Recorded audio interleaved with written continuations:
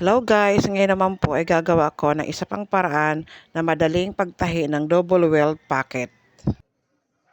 Parang side po ng welt fabric, guguhitan po natin siya sa gitna. Sa pagtahi po niyan, kailangan po malalaki ang stitches kasi tatastasin din po natin siya mamaya. Pagkatahi, balik ta rin pa right side. Sa pagkakabitan naman po, magdodrawing po tayo ng 5 inches ang haba at half inch ang lapad. At guguhitan po natin siya ng straight sa gitna at may pa-triangle sa mga dulo. Katapos po, gugupitan na po natin yung drawing natin na yon. Yan, pa-triangle pang gupit. Pag nagupitan na po natin yan, yung ginawa nating welt fabric kanina, ipapatong na po natin yung telang ikakabit natin doon. Sa ilalim po ang welt. Tapos yung triangle po, ipapasok nyo po muna pa loob. Tapos yung pinakadulo po ng triangle, yun po ang nakatapat po dun sa guhit ng pinagtahian natin kanina. Yan, tatahian nyo muna yung dulo sa dulo. Pag natahi nyo na po yung dulo sa dulo, nakasentro po yung triangle, doon po sa gitna ng tahi. Ngayon naman po, aayusin natin siya. Yung para naman po sa taas at baba ng double welt.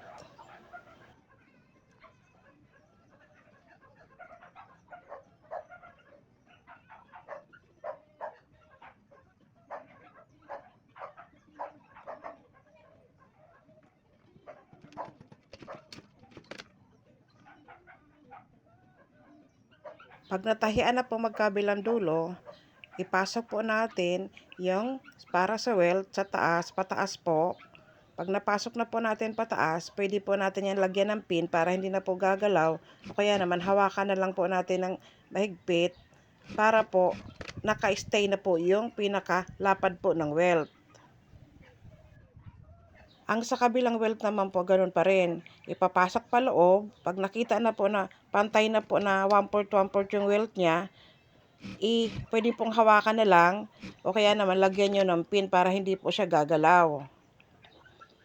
Tapos, tatahian ng diretsyo.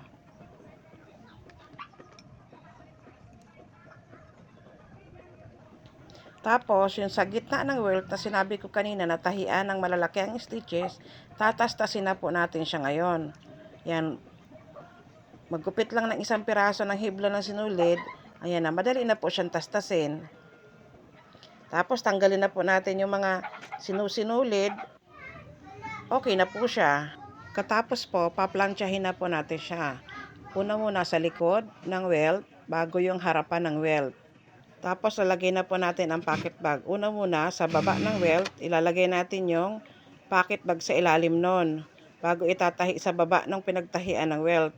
Pagkatahi, itupi paharap, bago ipapasok po paloob ng 1/4.